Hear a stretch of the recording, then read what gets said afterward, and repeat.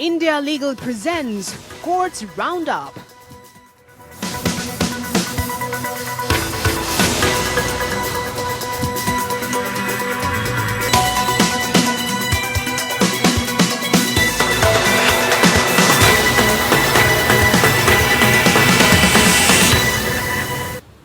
नमस्कार, मैं हूं जायरा। कोर्ट्स राउंडअप में स्वागत है आपका। इस बुलेटिन में अगले आधे घंटे हम आपको कोर्ट से जुड़े तमाम छोटी बड़ी खबरों से रूबरू करवाएंगे।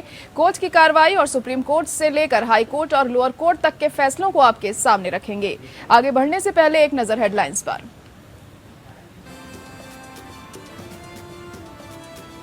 ज्ञानवापी मस्जिद ने सर्वे पर रोक लगाने की मांग वाली याचिका पर सुप्रीम कोर्ट ने फिलहाल आदेश जारी करने से किया इनकार। कहा, बिना कागजात देखे आदेश जारी नहीं कर सकते हैं। याचिका सूचीबद्ध करने का दिया आश्वासन।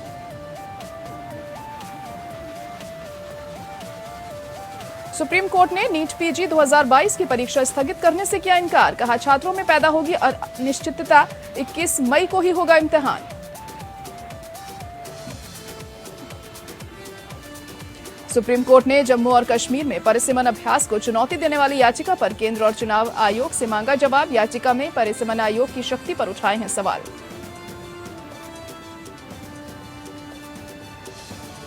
सुप्रीम कोर्ट ने ऋतु माहेश्वरी के खिलाफ इलाहाबाद हाई कोर्ट के गैर जमानती वारंट पर रोक को रखा बरकरार। वारंट पर हाई कोर्ट ने की निंदा।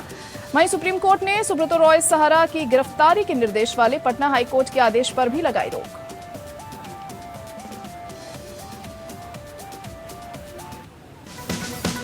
India Legal presents Courts Roundup.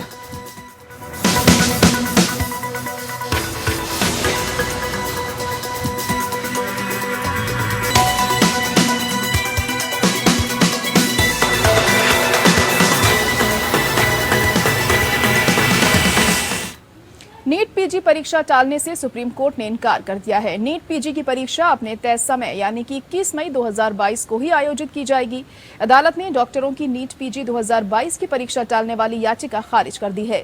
Supreme court ने कहा कि परीक्षा टालना अराजकता और अनिश्चितता पैदा करेगा। यही नहीं, ये रोगी के देखभाल को भी प्रभावित करेगा और इससे नीट पीजी की तैयारी करने वाले 2 लाख से अधिक छात्रों के लिए पूर्वाग्रह पैदा करेगा।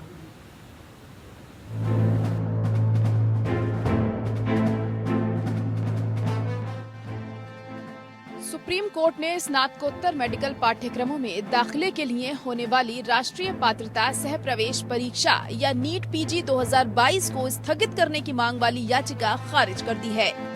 Justice D.Y.. चंद्रचूड़ और जस्टिस सूर्यकांत की पीठ ने सुनवाई के दौरान 21 मई को होने वाली नीट पीजी परीक्षा 2022 को स्थगित करने की मांग को खारिज कर दिया।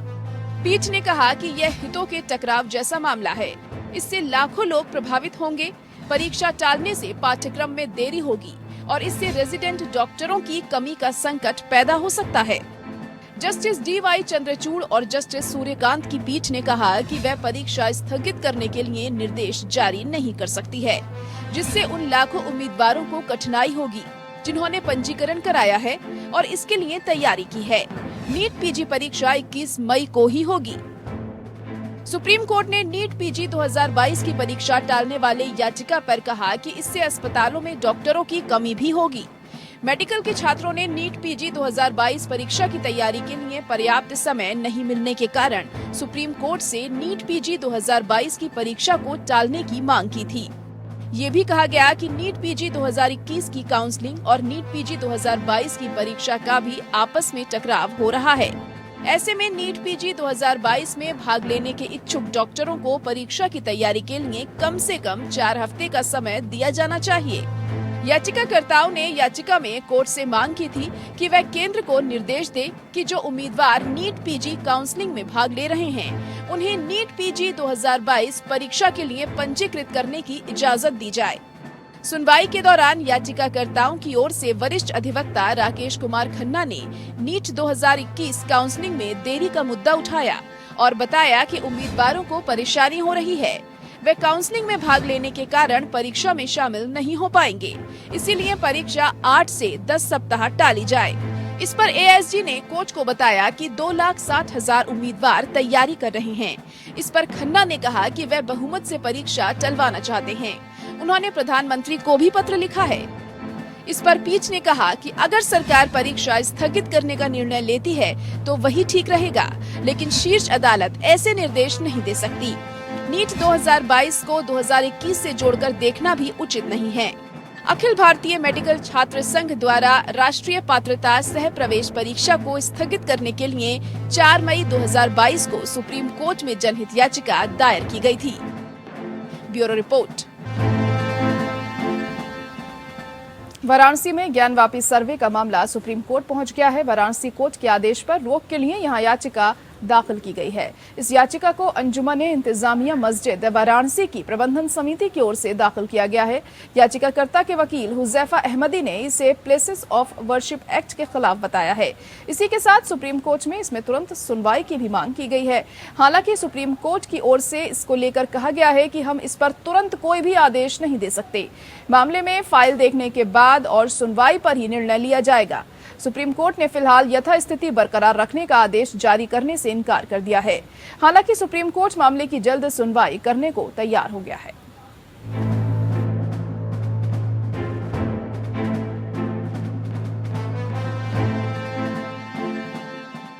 वाराणसी में ज्ञानव्यापी मंदिर श्रृंगार गौरी मामले में कोर्ट कमिश्नर द्वारा सर्वे कराए जाने के आदेश को सुप्रीम कोर्ट में चुनौती दे दी गई है। ये याचिका वाराणसी अंजुमन इंतजामिया मस्जिद प्रबंधन कमेटी की ओर से दाखिल की गई है। याचिका में ज्ञानव्यापी मस्जिद में सर्वे पर रोक लगाने की मांग की गई है। साथ ही स्थानीय अदालत के आदेश पर यथास्थिति की मांग की गई है। सुप्रीम कोर्ट ने फिलहाल यथास्थिति बरकरार रखने का आदेश जारी करने से इनकार कर दिया है। कमेटी ने अपनी स्पेशल लीव पिटीशन या SLP में इलाहाबाद हाईकोर्ट के फैसले को चुनौती दी है। 21 अप्रैल को हाईकोर्ट ने वाराणसी की निचली अदालत के फैसले पर रोक लगाने से इनकार कर दिया था। निचली अदालत ने ज्ञानव्यापी मस्जिद में वीडियो सर्वे कराने के लिए कोर्ट कमिश्नर नियुक्त किया था। हाईकोर्ट ने मस्जिद कमेटी की अर्जी को खारिज कर दिया था। अब कमेटी ने सुप्रीम कोर्ट में अपील दाखिल की है। याचिकाकर्ता के वकील हुफैजा अहमदी ने सुप्रीम कोर्ट में कहा कि निचली अदालत के सर्वे का आदेश प्लेसेस ऑफ वर्शिप एक्ट 1991 के खिलाफ है। याचिका में अपील की गई है कि इस पर तत्काल सुनवाई की जाए। CJI जस्टिस NV रमन्ना ने कहा कि बिना कागजात देखे आदेश जारी नहीं कर सकते हैं। हालांकि सुप्रीम कोर्ट मामले की जल्द सुनवाई करने को तैयार हो गया है। CJI ने कहा कि हम याचिका को सूचीबद्ध करेंगे। वाराणसी की एक स्थानीय अदालत ने कोर्ट द्वारा नियुक्त किए गए अजय मिश्रा, अजय सिंह और विशाल सिंह की अगुवाई में ज्ञानव्यापी मस्जिद का सर्वे कराने का आदेश दिया था। वाराणसी की एक स्थानीय अदालत ने गुरुवार को आदेश दिया कि ज्ञानव्यापी मस्जिद काशी विश्वनाथ मंदिर परिसर में सर्वेक्षण कार्य जारी रहेगा और न्यायालय द्वारा पूर्व में नियुक्त कमिश्नर को हटाया नहीं जाएगा। कोर्ट ने कमिश्नर अजय मिश्रा के साथ सर्वे के लिए 2 और वकीलों को कमिश्नर नियुक्त किया है और आगे आयोग को 17 मई तक कोर्ट में रिपोर्ट पेश करने का आदेश दिया था। इससे पहले वाराणसी में सिविल जज रवि कुमार दिवाकर की अदालत ने 3 कोर्ट कमिश्नर के साथ 17 मई तक सर्वे पूरा करके रिपोर्ट जमा कराने का आदेश दिया था। 5 महिलाओं की ओर से मां श्रृंगार गौरी के दैनिक दर्शन पूजन को लेकर वाराणसी की अदालत में याचिका दाखिल की गई थी, जिसके बाद अदालत ने सर्वे का आदेश दिया था।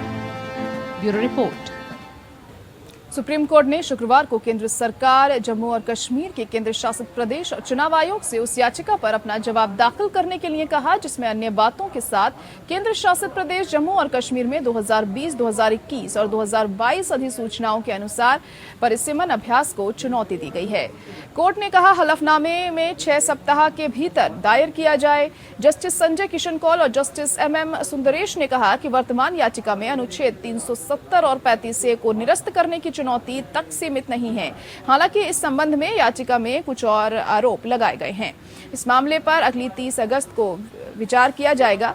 एडवोकेट ऑन रिकॉर्ड श्रीराम के माध्यम से दायर याचिका में केंद्र शासित प्रदेश जम्मू और कश्मीर के लोकसभा और विधानसभा क्षेत्रों को फिर से तैयार करने के लिए परिसीमन आयोग नियुक्त करने के केंद्र सरकार के मार्च 2020 के फैसले को चुनौती दी गई है।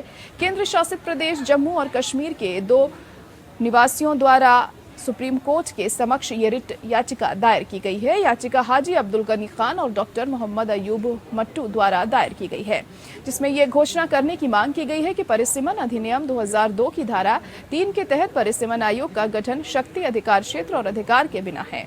याचिका में कहा गया है कि जम्मू और कश्मीर के केंद्र शासित प्रदेश के लिए विधानसभा क्षेत्रों के परिसीमन के लिए अधिसूचना जारी करने में केंद्र सरकार की कार्रवाई अधिकार क्षेत्र के बिना है, क्योंकि इसने भारत के चुनाव आयोग के अधिकार क्षेत्र को हड़प लिया है।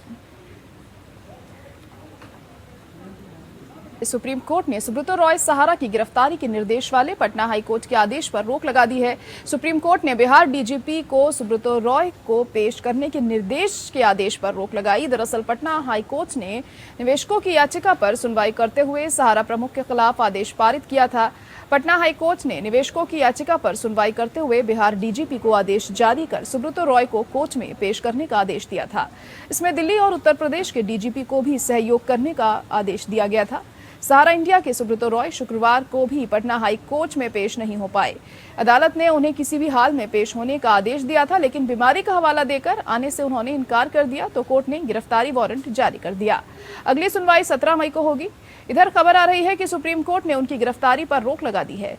मामले में अगली सुनवाई 19 मई को होगी। बता दें कि एक दिन पहले पटना हाई कोर्ट ने सख्त लहजे में सुब्रतो रॉय के वकील से कहा था कि सुब्रतो रॉय कोर्ट से बड़े नहीं हो सकते हैं, उन्हें हाल ही में आना ही होगा।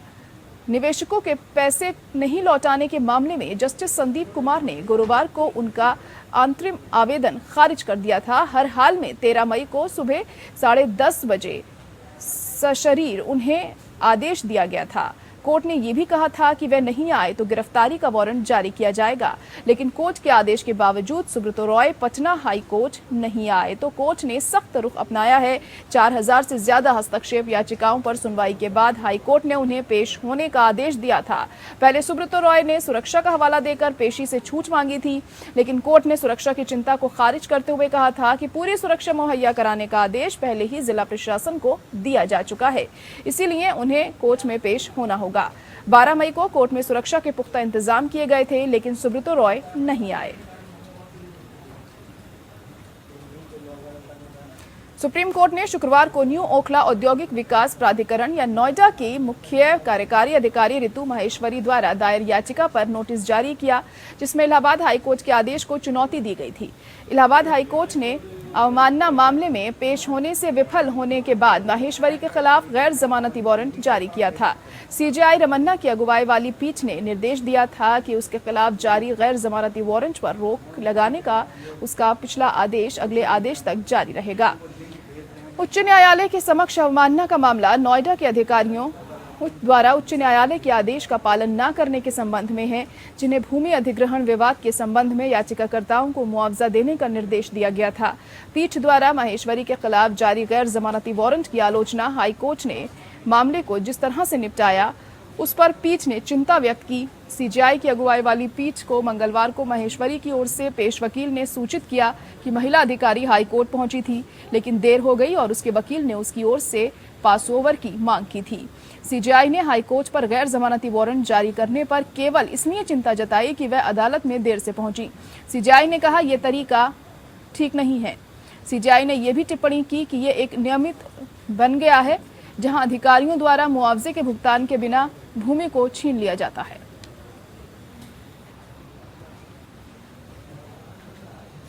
दिल्ली हाईकोर्ट ने खुले बाजार में नई गैर स्टेरॉयडल एंटी इन्फ्लेमेटरी दवाएं या NSAIDs लॉन्च करने से पहले जंगली पक्षियों, विशेष रूप से गिद्धों पर दवाओं के सेफ्टी टेस्टिंग के लिए प्रभावी सिस्टम बनाने की मांग वाली याचिका पर शुक्रवार को नोटिस जारी किया।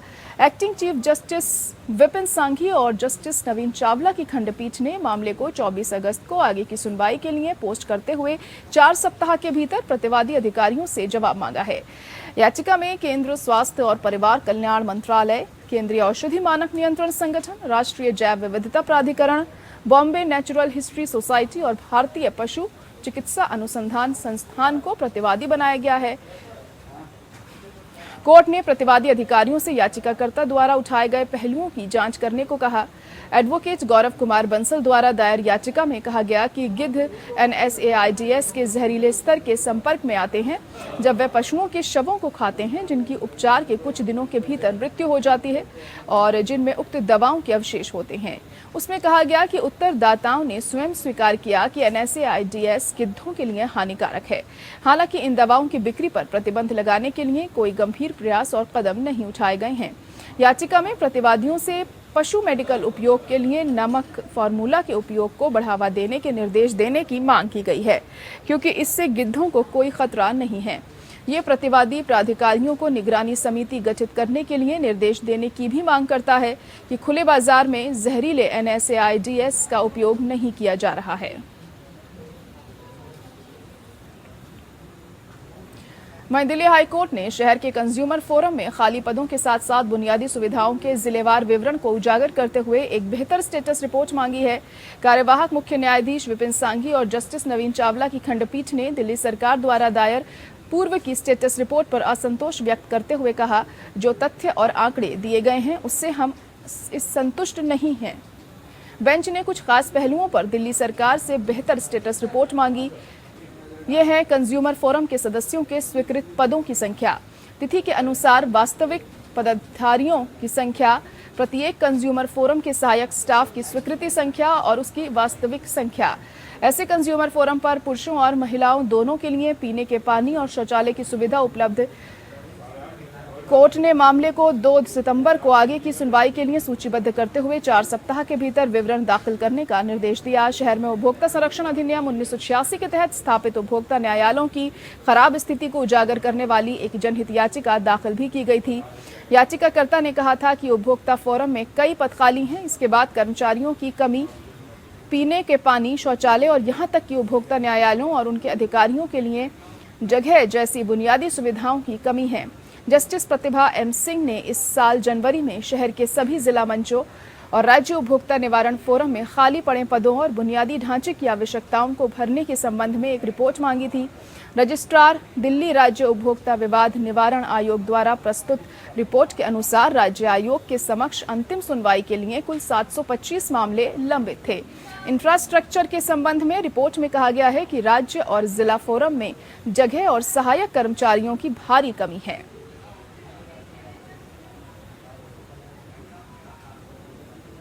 इलाहाबाद हाईकोर्ट ने गुरुवार को श्री कृष्ण जन्मभूमि और शाही ईदगाह विवाद मामले में अहम निर्देश दिया। इलाहाबाद हाईकोर्ट ने मथुरा कोर्ट को निर्देश दिया है कि अधिकतम 4 महीने में सभी अर्जियों का निपटारा किया जाए। साथ ही हाईकोर्ट ने सुन्नी वक्फ बोर्ड और अन्य पक्षकारों के सुनवाई में शामिल न होने पर एक पक्षीय आदेश जारी करने का निर्देश भी दिया है।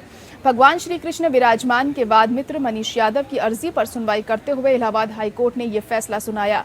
हिंदू पक्षकार की ओर से दाखिल याचिका पर सुनवाई के दौरान हाईकोर्ट ने यह निर्देश दिया। इस याचिका में मामले की रोजाना सुनवाई करने की मांग की गई थी। हिंदू पक्षकार ने हाईकोर्ट से इस मामले को जल्द निपटाने की मांग की थी। हिंदू पक्षकारों की ओर से दाखिल इस याचिका में अपील की गई थी कि विपक्षी के कोर्ट में हाजिर न होने पर उनके खिलाफ कार्रवाई हो और एक तरफा आदेश पारित किया जाए। मथुरा में श्री कृष्ण जन्मभूमि और शाही ईदगाह मस्जिद विवाद पर मथुरा की सेशन कोर्ट में भी सुनवाई चल रही है। कोर्ट ने इस मामले में 19 मई तक फैसला सुरक्षित रख लिया है। लखनऊ की रहने वाली रंजना अग्निहोत्री ने श्री कृष्ण जन्मभूमि की 13.37 एकड़ भूमि के स्वामित्व की मांग को लेकर वाद दायर किया है। इसमें श्री कृष्ण जन्मभूमि में बनी शाही ईदगाह मस्जिद को हटाने की भी मांग की गई है। कोर्ट में दायर वाद में भगवान कृष्ण के जन्मस्थान के पास कटरा केशव मंदिर के करीब 13 एकड़ के परिसर में मुगल सम्राट औरंगजेब के आदेश पर 1669 से 70 में कथित तौर पर बनी मस्जिद को हटाने की मांग की गई है। इस मामले में दोनों पक्षों की सुनवाई 6 मई को पूरी हो चुकी है। और इसी के साथ कोर्ट्स राउंड अप में आज के लिए इतना ही। मुझे दीजिए इजाजत। नमस्कार। India Legal presents Courts Roundup.